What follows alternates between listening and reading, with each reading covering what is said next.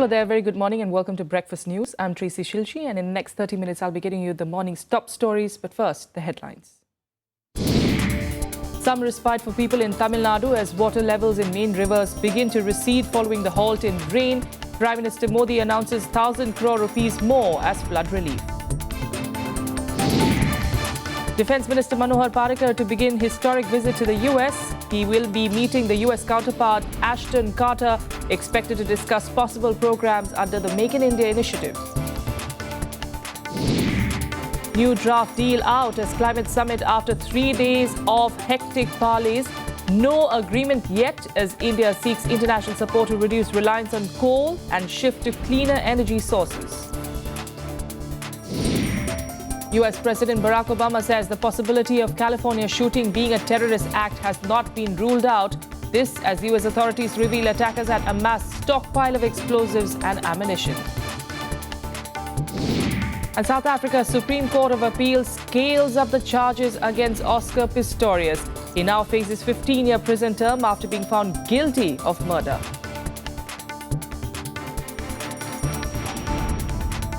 Top story, there is temporary relief for people in Tamil Nadu. There have been no fresh rains since last evening and the water level in the Adyar River is also receding. Prime Minister Narendra Modi, who visited the state yesterday, has announced 1,000 crore rupees flood relief package. The worst floods in Tamil Nadu in more than a century has now already claimed 250 lives.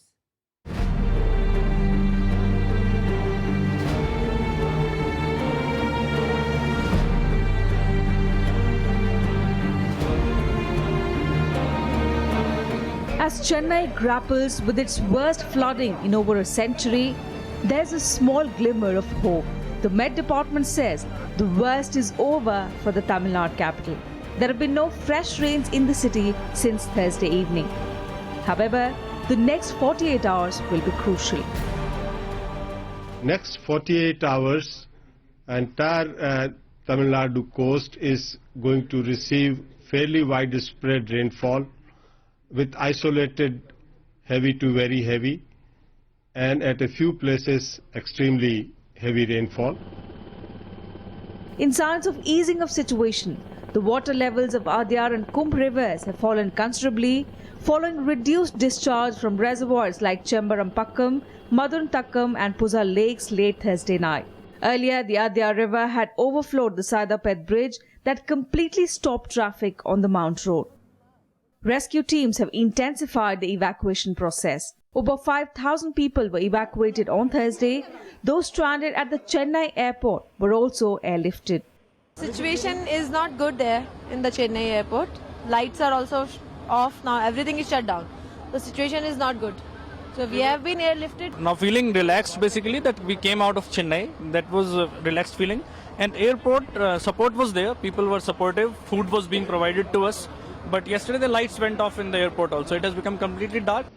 The naval base at Arakonam has been readied for commercial flights which will begin service from today. But for residents stuck in their homes, patience is running out. Stranded in their homes for several days, they say their food stocks are running out. Many are still stranded on roads, unable to reach their homes. With no power and telephone connectivity, it's becoming increasingly difficult for people. Everywhere, if you see from this side to that side to this side, everywhere it is water. People are finding it very difficult to find a shop to buy groceries. Everything is closed. ஆலயம் கட்டதுக்காக 10 வருஷமா இருக்கோம் நாங்க. இது வரைக்கும் இந்த மாதிரி மழை பார்த்தது கிடையாது. இப்போதான் இந்த வருஷம் இந்த மாதிரி மழை. அதனால வந்து வீட்லாம் ஃபுல்லா தண்ணி வந்துருச்சு. படுக்க முடியல. அதனால வந்து கார் எடுத்துட்டு வந்து இங்க விட்டு படுத்துறோம். Prime Minister Narendra Modi took stock of the situation in the rain-battered state of Tamil Nadu. He conducted an aerial survey of the affected areas. He also met Chief Minister J. Jayalalitha and promised her all possible support. I have directed that rupees 1,000 crore be released immediately by the Government of India to Tamil Nadu for immediate relief. This is over and above the rupees 940 crore which was released earlier. In neighbouring Andhra Pradesh as well, at least 55 people have died and heavy damage to crops and property has been reported. Low-lying areas in the state are inundated as rivers and rivulets overflow. Bureau Report, Rajya Sabha TV. All right, for more on this, we're joined by Suresh Kumar, who's a journalist, joining us, in fact, on the rains that are going on there. Of course, the flood situation at the moment, joining us on the phone line from Chennai. Suresh, can you give us a sense of how things stand at the moment? As far as what we do know is that rains had halted since last evening, and that has brought some relief of sorts. Prati, there is no rains from yesterday morning till now. Certain areas in outskirts of Chennai had a drizzle late night. The water level is not receded, and the Chennai is cut off from all parts of India. The train services has been suspended till 12 o'clock in the noon, and there are no flights out of Chennai till 6. 1.64 lakh people have been rescued as on date, and they have been accommodated in 460 relief camps. Parts of Chennai, water level is receding. 6 Navy teams with 12 boats are on operations from today morning. 1,200 NDRF, 100 boats and 200 divers are also on operations in different parts of Chennai and suburbs. All right. Suresh, since you are giving us a sense of how things stand at the moment, what are the challenges that are now, coming up, apart from the fact that they are trying to, of course, rescue as many people possible who are stranded in various areas? Now, reports coming in of waterborne diseases. That's the next challenge that the entire state is going to be facing. The great challenge is, one is waterborne diseases are easily affected in the flood areas because water is flowing all over Chennai. The health department has set up teams, medical teams across Chennai and in the adjoining districts of Tiruvallur and Kanjipuram. And the point is, Med Department has said that the low pressure is moving towards Tamil Nadu. So these, from today, the 48 hours is very critical. Okay. That's an interesting development. Thanks so much, Suresh Kumar, for joining us with those details. And we'll come back to you for more updates through the day, perhaps. Thanks so much for joining us. Meanwhile, the flood havoc in Chennai found way at the Global Climate Change Summit as well. French Foreign Minister Laurent Fabius expressed solidarity with those affected. He said that the unprecedented magnitude of the flooding confirms that time is running out and concrete and urgent action needs to be taken against climate disruption. Earlier, Prime Minister Narendra Modi had also mentioned the Chennai rains ahead of the Paris visit, indicating that it is an impact of climate change. Tamil Nadu and other flood-affected states have been assured all possible help by the centre. Home Minister Rajnath Singh said this while replying to the debate in the issue in Lok Sabha. He further said that the centre was currently focusing on helping states in rescue and relief operations. But MPs from Odisha and West Bengal expressed dissatisfaction at the minister's reply. Home Minister Rajnath Singh informed the House that the Union government has deployed army and NDRF teams to Tamil Nadu. Singh said that more teams are on the standby. The Home Minister also informed Lok Sabha that the government has released funds to the state. तत्काल राहत के रूप में माननीय प्रधानमंत्री महोदय ने 940.92 करोड़ रुपए की सहायता कर दी है। इस धनराशि को रिलीज कर दिया गया है। भारत सरकार की इंटरमिनिस्ट्रियल सेंट्रल टीम ने 25 से 29 नवंबर 2015 तक राज्य का भ्रमण करके क्या नुकसान हुआ है उसका असेसमेंट कर लिया है। एक सप्ताह के भीतर यह टीम अपनी रिपोर्ट दे देगी। The Home Minister also assured central government help to Andhra Pradesh, West Bengal, Odisha and Assam. Andhra Pradesh के मुख्यमंत्री से भी हमारी बातचीत हुई है। आंध्र प्रदेश राज्य सरकार से 1000 करोड़ रुपए की एक इंटरीम रिलीफ हेतु मेमोरेंडम प्राप्त हुआ है। उड़ीसा के लिए वर्ष 2015-16 के अंतर्गत 280 करोड़ रुपए जारी कर दिए गए हैं और मैं यह भी आश्वस्त करना चाहता हूं, उड़ीसा में फैलिन से जो क्षति हुई है कुछ और धनराशि हमको उपलब्ध करानी है, वह जल्द से जल्द वह धनराशि उपलब्ध करा दी जाएगी। और हाई लेवल कमेटी की मीटिंग होते ही उस संबंध में अंतिम फैसला हो जाएगा। However, MPs from Tamil Nadu, Odisha and West Bengal did not seem too satisfied with the Home Minister's reply. TMC said that after the dismantling of the Planning Commission, states were not being consulted over amounts allocated to them. These MPs also walked out of the House in protest. Amount in comparison with 6,000 with the flood and 4,000 with the drought, it went up to 10,000 crores. I wanted to know categorically that what is the system of allotment of money. Central team goes, they go back. But when the amount is decided, yes, that is not fixed up in consultation with the chief ministers of the state or any representative. 3 high-level meetings have already been conducted. And I had given specific dates. I would like to understand from the minister, despite those 3 meetings, despite a written assurance to the Godsa government, today we are getting another assurance that in the next high-level meeting, this will be considered. The House was also informed that the Prime Minister has toured the flood-affected areas in the state. Shyam Sundar's report for Rajya Sabha TV. India has sought international support to reduce its reliance on coal at the climate summit being held in Paris. New Delhi has also sought assistance from developed nations to shift to cleaner energy sources with adequate finances and technology.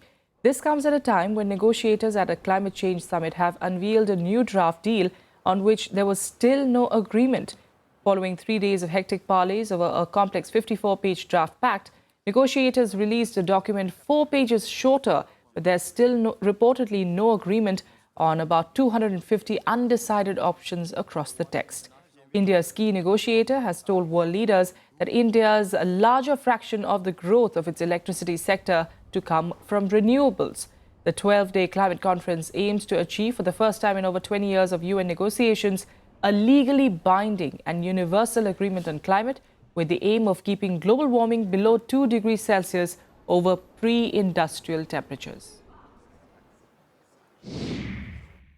We need a text to accompany concrete actions, and we need finance to finance concrete actions, because we have to give people all around the world the proof that we work hard to give solutions.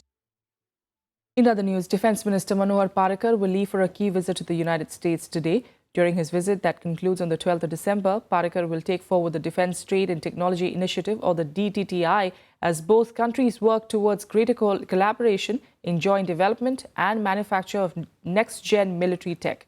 Parrikar will meet his American counterpart, Ashton Carter, and both are set to review the joint working group on aircraft carrier under DTTI, as well as identify technologies that could be acquired by India on government-to-government basis. Both Parrikar and Carter are also expected to discuss possible programs under the Make in India initiative. Meanwhile, External Affairs Minister Sushma Swaraj has proposed to send an all-party delegation to Nepal. Speaking in Rajya Sabha to a calling attention notice, Swaraj asserted that India has not imposed any blockade and in fact was trying to reroute supplies via available routes and by air. Swaraj said that the present state of confrontation in Nepal needs to be addressed credibly and effectively by political parties and the people there.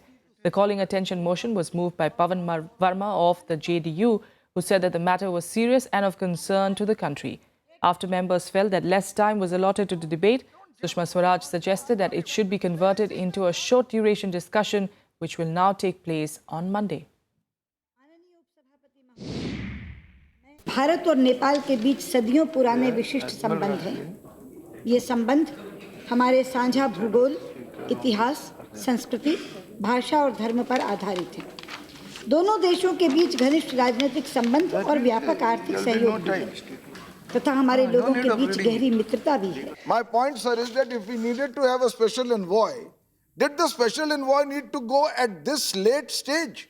And could a special envoy not have been appointed right from the beginning when we saw the crisis emerging? This is a suggestion for the future because we want a resolution to the problem. Nepal situation is extremely important and extremely crucial. We cannot rush through a debate like this with 2 minutes and 3 minutes. We have a great deal to It say. is not a debate. Some of us have been involved half all our lives in Nepal. You have to give more time. I'm sorry. Without a quick break here, we'll be back with more news in just a bit. Stay with us.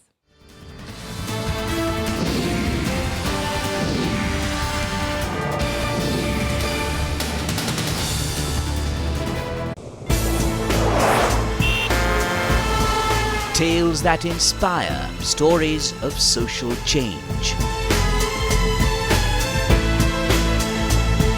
A salute to diversity, promoting public discourse. Events that motivate, inspiring the innovative spirit. Watch Rajya Sabha television documentaries every Friday at 10:30 p.m, Saturday 12:30 p.m, and Sunday at 1 p.m.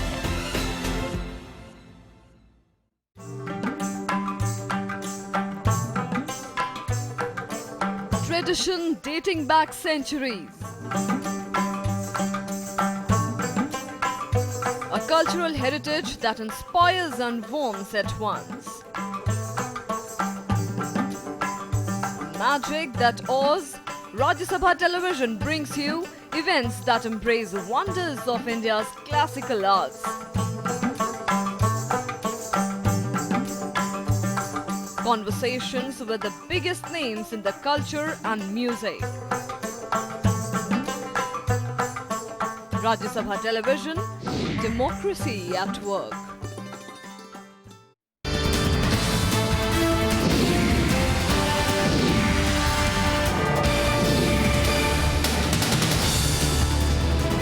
Welcome back. Some more national news. And the Delhi Assembly has passed a bill approving a 400% hike in salary of Delhi MLAs and its ministers. This is besides a significant hike in a slew of allowances considering a rising cost of living. The Delhi government will now send the bill to the centre, and if it is approved, then basic salaries of legislators will rise from the current 12,000 to 50,000 rupees, and their overall monthly package will be around 2.1 lakh as against the existing 88,000 rupees. As per provisions of the bill, the basic salary of a minister will be 80,000 rupees, which is currently 20,000 rupees. If the centre approves the bill, then salaries of Delhi legislators will be among the highest in the country. In July, a group of AAP legislators had demanded a significant hike in salary, arguing that their earnings were not enough to run their family and offices. It's surprising that the party which was talking about corruption and which was talking of eradicating corruption, Jan Lokpal was their priority which they portrayed. But actually their priority is to increase their own salary, to get more and more benefit. A party which was always criticizing the political class, that they are corrupt, they live in big bungalows, they use cars, they have a lot of money. What this party is doing? Before Jan Lokpal, they have cleared the bill of their own salaries. And with that, let's also take a look at what else is expected to make news in the day ahead. The 5-day India International Science Festival will begin in Delhi. The festival, which will end on the 8th of December, is jointly being organised by the Ministries of Science and Technology and Earth Sciences. Minister of Science and Technology Dr. Harshvardhan will inaugurate the Technology and Industry Expo today. The 2-day Forum on China-Africa Cooperation will begin in Johannesburg. Chinese President Xi Jinping and South African President Jacob Zuma will co-chair the summit, which will be attended by several African heads of state. Discussions are likely to centre on how much China will extend its new loans as its own economic growth slows, while African nations may push for debt moratoriums and technology transfers. The 12-nation OPEC, or Organization of Petroleum Exporting Countries, will meet in Vienna today. A decision is likely to be made on production policies. The group goes into the meeting as global supply of oil is far outpacing demand and depressing crude prices that its members rely on for their national budgets.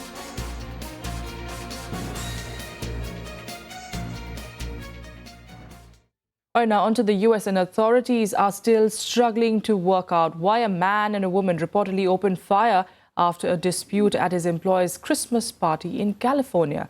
Syed Rizwan Farooq and Tashfeen Malik were killed in a shootout with police after Wednesday's massacre in which 14 people were killed. Here's more on the story. Authorities said on Thursday they're looking for a motive behind the deadliest US mass shooting in nearly 3 years, even as they revealed that the attackers had amassed a stockpile of explosives and ammunition. The rampage by US-born Syed Rizwan Farooq and his wife Tashfeen Malik on Wednesday left 14 dead and 21 wounded. San Bernardino Police Chief Gerard Bourgon said the shooting spree had clearly been planned in advance and that the suspects left several explosive devices, which appeared to be pipe bombs, at the scene of the massacre. We had been working on what we felt were explosive devices left at the scene.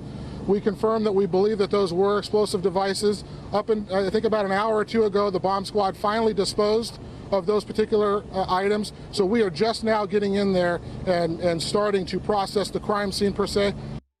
Officials in Washington familiar with the investigation said so far there was no hard evidence of a direct connection between the shooters and any militant group abroad.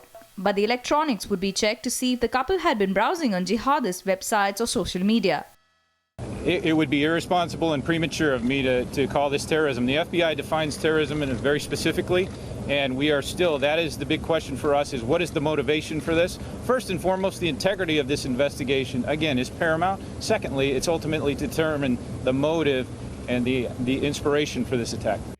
Speaking from the Oval Office at the White House, US President Barack Obama said the shootings in San Bernardino could be terror-related or workplace-related, and that at this point, the motive is not clear. It is possible that this was terrorist-related, but we don't know. It's also possible that this was workplace-related. What I can assure the American people is we're going to get to the bottom of this, and that we are going to be vigilant, as we always are, in getting the facts before we issue any decisive judgments in terms of how this occurred.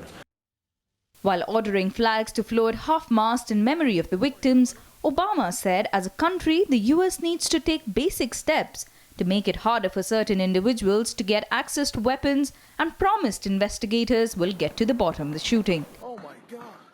We're going to have to, I think, search ourselves as a society to make sure that we can take basic steps that would make it harder, not impossible, but harder for individuals to get access to weapons.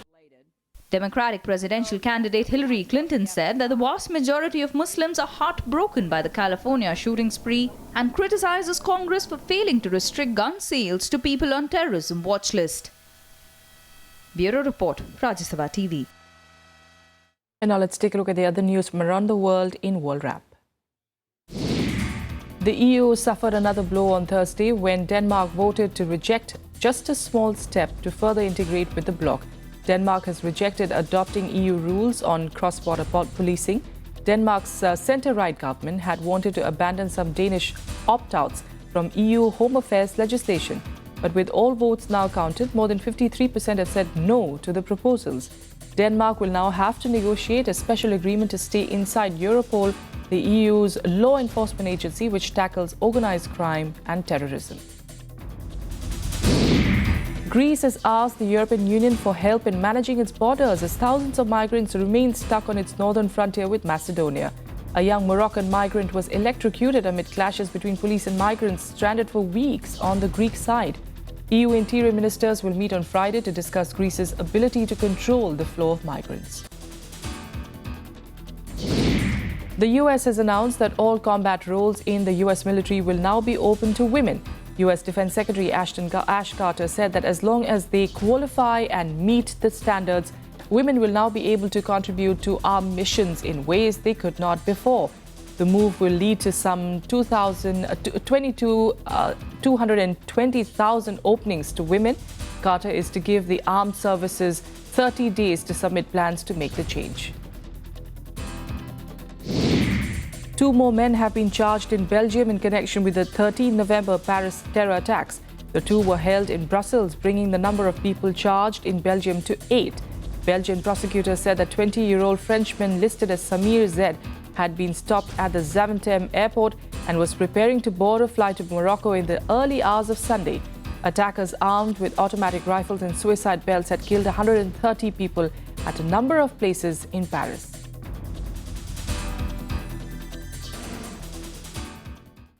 Now, less than 2 months after being put in house arrest, South Africa's Blade Runner, Oscar Pistorius, faces prison yet again. Pistorius has been found guilty of the murder of Reeva Steenkamp after South Africa's Supreme Court of Appeal scaled up the previous conviction of culpable homicide. He now faces a sentence of a minimum of 15 years. In a verdict that virtually ends Oscar Pistorius' athletic career, South Africa's top appeals court overturned the earlier conviction of culpable homicide to murder. The judge called the circumstances surrounding Pistorius' girlfriend Reeva Steenkamp's death a human tragedy of Shakespearean proportions. The ruling rested over the concept of dolus eventualis on whether Pistorius should have foreseen his actions would lead to death. Judge Eric Leach slammed the earlier verdict, saying the identity of the victim is irrelevant to Pistorius' guilt. I conclude with the following order being to be made. 1. The first two questions of law reserved are answered in favour of the Director of Public Prosecutions. 2. The accused's conviction and sentence on count 1 are set aside and replaced with the following. Guilty of murder, with the accused having had criminal intent in the form of dolus eventualis. 3. The matter is referred back to the trial court to consider an appropriate sentence afresh in the light of the comments in this judgment. Prosecutors had appealed the verdict of culpable homicide, seeking a conviction on more severe charges, arguing that Pistorius had intentionally killed Steenkamp following an argument. Many in South Africa were upset by the original acquittal, including women's rights groups, because of the high number of women who were killed by their partners in the country. Steenkamp's mother welcomed the ruling, saying the conviction is a victory for all women in South Africa. I see this as the truth, and the success is due to the justice system and God. But this is respect for my daughter and her life also, and respect for women all over this country, because we have too much of this happening and people get away with it. And now we have seen that the justice system works. In October, Pistorius was allowed to move to house detention after he served a year of his original 5-year sentence in jail. His jail term has not been decided, but he now faces up to 15 years in prison. Pistorius can challenge the ruling in a constitutional court, but only if his lawyers can argue that his constitutional rights have been violated. Bureau Report, Rajya Sabha TV. On to some cricket action now. India scored 231 for the loss of 7 wickets on day 1 in the 4th and final test in Delhi. Winning the toss against South Africa and opting to bat first, the hosts got off to a cautious start. At lunch, they were 60 for 1. But all that changed post-lunch when they lost 5 wickets in quick succession. Ajinkya Rahane's maiden 50 on home soil helped India bounce back after South African off-spinner Dane Pate took the 4-wicket haul. Pate dismissed opener Murali Vijay in the morning before claiming 3 more wickets after lunch to put Proteas in the box seat. Pacer Kyle Abbott then claimed the other 3 wickets. The South Africans will be backing their bowlers to finish off the first innings quickly. India, who already won the 4-match series 2-0, will look to stretch their first innings lead beyond the 300 mark.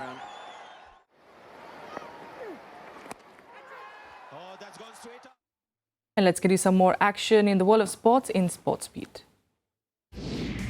Leaving behind the disappointing league campaign, India produced an inspired performance to upstage world number 4 Great Britain 2-1 and entered the semi-finals of the Hockey World League final in Raipur.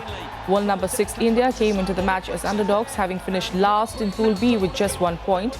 Its reward would be Saturday's semi-final against Belgium, which beat Argentina by an identical margin in the other quarter-final match. India's ace shuttler PV Sindhu stormed into the quarterfinals of the Indonesia Open at Malang today. Sindhu defeated Indonesia's Wulan Sukoputhri 21-12, 21-9 in straight games. In the men's singles, K. Srikanth and Guru Saidat progressed into the pre-quarterfinals. Srikanth defeated Indonesia's Vicky Saputra, while Guru Saidat beat Singapore's Keen Low.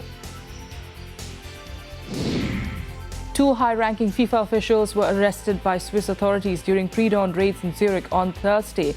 According to Swiss officials, the two arrested were alleged to have taken money for selling marketing rights in connection with football tournaments in Latin America, as well as the World Cup qualifying matches. And that's all we have for you on the Breakfast News. Have a good day.